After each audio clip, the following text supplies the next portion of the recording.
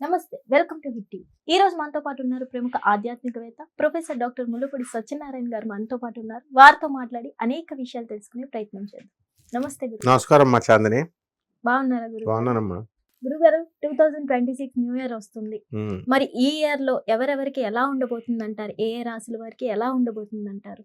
ముందుగా మనం ఈ 2026 కి మన ప్రేక్షకులకి, మన ఫాలోవర్స్ కి అందరికీ కూడా మనము నూతన సంవత్సర శుభాకాంక్షలు చెప్దాం.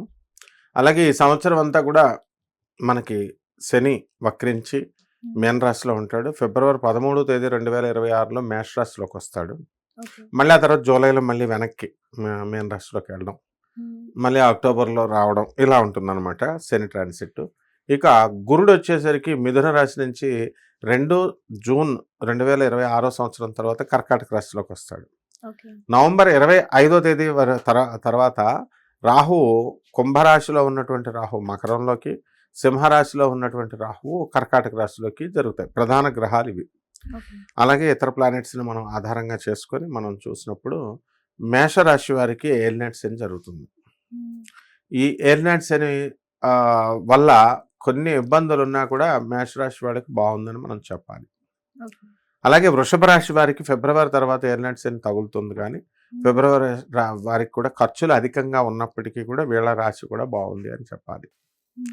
అలాగే మిథున రాశిని మనం తీసుకున్నప్పుడు ఈ మిథున రాశి వారికి ఇప్పుడు ప్రస్తుతం బాగుండలేదు. జూన్ 2, 2026 సంవత్సరం వరకు ఆ దాటిన తర్వాత గురు బలము అనేటటువంటిది బాగా పెరుగుతుంది, కాబట్టి అప్పటి నుంచి బాగుంటుంది, మీడియంగా ఉంది అని చెప్పాలి. కర్కాటక రాశికి అష్టమ రాహు ఉన్నాడు.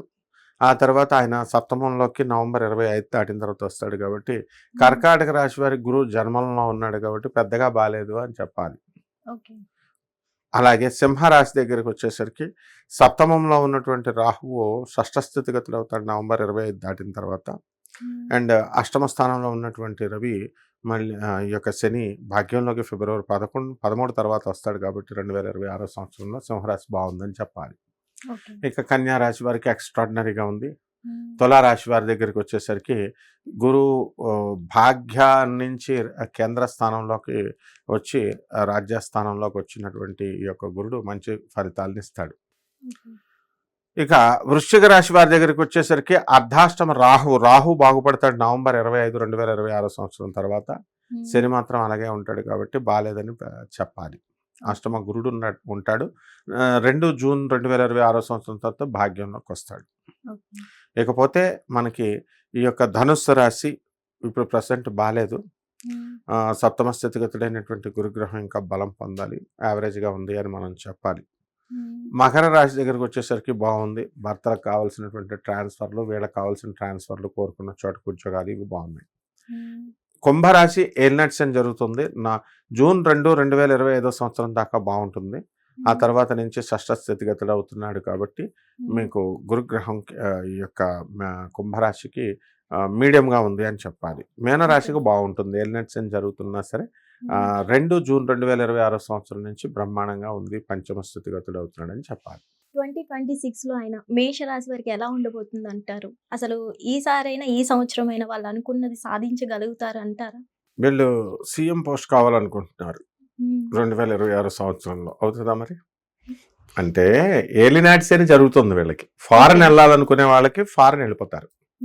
విద్యార్థులు చదువులో కొంచెం ముందుంటారు, కానీ ఎక్కువ శ్రద్ధ కష్టపడాలి. ఆ తర్వాత ఆదాయాలు మెయిన్గా కావాలి జనం అందరికీ. ఈ ఆదాయాలు కూడా బాగా పెరుగుతాయి మేషరాశి వారికి. ఖర్చులు తక్కువ చేసుకోవాలనుకుంటారు, కానీ అవి సాధ్యపడవు. ఎందుకంటే ఏది తీసుకున్నా ఖర్చులు ఎక్కువ, కాబట్టి ఖర్చులు కూడా చాలా అధికంగా ఉంటాయి. అలాగే అన్నదమ్ములు, అక్కా చెల్లెళ్ళ మధ్య చిన్న చిన్న మిస్అండర్స్టాండింగ్స్ వచ్చినాయి, ఆస్తుల విషయంలోనో లేకపోతే ఈ అన్నెసరీ మ్యాటర్స్లో, చెల్లెళ్ళ మ్యాటర్స్లోకి అన్నయ్యలు, అన్నయ్యల మ్యాటర్స్లోకి చెల్లెళ్ళు సంసారాల్లోకి వెళ్ళడం వల్ల అవన్నీ కూడా కొంచెం తగ్గుతాయి. మొత్తం మీద ఏలినాటి శని ప్రభావం కాబట్టి అపనిందల పాలైపోతారు వీళ్ళంతా. అనవసర ఖర్చులు, అనవసరపు మాటలు, ఇవన్నీ. అందువల్లనే వీళ్ళు భార్యాభర్తలైనా సరే వీళ్ళు ఎక్కువసేపు మాట్లాడుకోకూడదు. జస్ట్ అవసరమైన దానికి మాట్లాడుకొని మౌనంగా ఉంటే ఏలినాటి శనిలో పెద్ద గొడవలు జరగవు. అండ్ ఇక లవర్స్ గంటలు మాట్లాడితే తప్పకుండా ఫోన్ పేలిపోయి ఒక చెవి పోద్ది. అది జోక్ అనుకుంటున్నారు కదా. మేము చదువుకున్నప్పుడు మాకు ఏ విజయ అని మా రైల్వే స్కూల్ రాజమండ్రిలో చదివేవాళ్ళం. వాళ్ళ నాన్న వచ్చి టీచర్ తిట్టాడని టీచర్ చెవి కొరికేశాడు. నేను చిన్నప్పుడే జాతకం చెప్పా, చెవి కొరికేస్తాడని. అందుకని ఇక్కడ మేషరాశి వాళ్ళకి చెవి పోవడానికి అవకాశాలు ఉన్నాయి. చెవి అంటే చెవుడన్నా వచ్చేయచ్చు, ఎక్కువ రేడియేషన్స్ వల్ల చెవులు పని అయిపోవచ్చు, డెఫినెట్ గా జరుగుద్ది. ఎందుకంటే కుజుడు చాలా వీక్ గా ఉన్నాడు ఈ వేళకి మేషరాశి. అప్పుల బాధలు కూడా ఎక్కువ చేసేస్తారు. షూరిటీలు అని చెప్పి, ఫ్రెండ్స్ అని చెప్పి సొంతకాలు పెట్టకూడదు ఏలినట్స్ సమయంలో. ఏదో కొంచెం చిన్న చిన్న అమౌంట్స్ పెట్టాలి. పెద్ద పెద్ద 2-3 కోట్లు కూడా లాస్ అయ్యే వాళ్ళు ఉన్నారు ఇందులో. తర్వాత ఉద్యోగాల్లో తప్పకుండా ప్రమోషన్స్ అనేటటువంటివి వస్తాయి. వీళ్ళు కోరుకున్న చోట్లకి వీళ్ళకి ట్రాన్స్ఫర్స్ కూడా వస్తాయి. గవర్నమెంట్ బకాయిలు, టీఏలు, డిఏలు, అరియర్స్లు ఇవన్నీ కూడా వచ్చేయడం జరుగుతాయి. 1 టైం సెటిల్మెంట్, పెన్షనర్స్కి 1 టైం సెటిల్మెంట్లు వస్తాయి. అండ్ విఆర్ఎస్ వాలంటరీ రిటైర్మెంట్ తీసుకుంటారు చాలామంది. ప్రైవేట్ ఉద్యోగస్తులకి చక్కగా వాళ్ళ యాజమాన్యాలు గుర్తించి ప్రోత్సహిస్తాయి. టీం వర్క్ చేస్తారు. కానీ రహస్యమైనటువంటి అనవసరమైనటువంటి శత్రువు ఒకడు తయారవుతాడు ఈ రాశి వారికి. వాడు ఏం చేస్తాడంటే బాల్సింగ్ అని ఒకడు ఉన్నాడు. వాడిని ఎప్పుడు ఎవడో ఒకడు మగవాడు ఫోన్ చేసి ఏడిపిస్తూ ఉంటాడంట. పోలీస్ స్టేషన్లో కంప్లైంట్ ఇద్దాం రండి సార్ అన్నాడు. ఏమైందిరా అంటే, ఎవడో సార్ నాకు రోజు ఫోన్ చేసి ఏడిపిస్తున్నాడు. ఎవరు, ఆడవాళ్ళ మగవాళ్ళ అంటే, మొగోడే సార్ అంటున్నాడు. మొగోడిని ఏడిపిస్తున్నాడు ఏమిట్రా అన్నాం. పోలీస్ స్టేషన్కి వెళ్దాం. ఎస్ఐ కూడా బ్లాక్ చేసుకోవయ్యా, అంతకంటే ఇంకేంటి అన్నాడు. అలా అంటే బుర్ర తినేసే వాళ్ళు పరిచయం అవుతారు ఏలినట్స్ అనే సమయంలో. అందువల్ల ఎవరితో పడితే వాళ్ళతో స్నేహాలు చేయకూడదు. అది ఇక్కడ తెలుసుకోవాల్సింది. ఇకపోతే పెళ్ళిళ్ళు లేవు. శుక్రమూఢమి మనకి 2 జనవరి ఫిబ్రవరి 1 తేదీ 2026 వరకు ఉంది కాబట్టి వివాహాలు కావు. ఆ తర్వాత వివాహాలు అనేటటువంటివి జూన్ నెల ఆ ప్రాంతంలో, మళ్ళీ శ్రావణ మాసం ఆ ప్రాంతంలో జరగడానికి అవకాశాలు ఉన్నాయి. ఇకపోతే కొత్త వ్యాపారాలు పెట్టాలని చూస్తారు. ముసలోళ్ళు కూడా అసలే ఓపిక లేదనుకుంటే వాళ్ళు హాస్టల్స్ పెడతారు. హాస్టల్స్ పెట్టడం వల్ల వీళ్ళు ఏంటంటే అవన్నీ కొయ్యాలి, మనుషులు పెట్టి చేయించుకుంటామని అంటారు అనమాట. హోటళ్ళు, హాస్టల్స్, ఆ తర్వాత లివింగ్ ఇన్ రిలేషన్స్ వీటిల్లోకి వెళ్తారు. అండ్ ఆ హాస్టల్స్ బాగా రన్ అవుతున్నాయి. అండ్ నెక్స్ట్ ఈ యొక్క బట్టల షాపులు, 1 గ్రామ్ గోల్డ్ బిజినెస్లు, వెండి ఇలాంటి వ్యాపారం షాపులు ఇవన్నీ కూడా బాగా ఉంటాయి.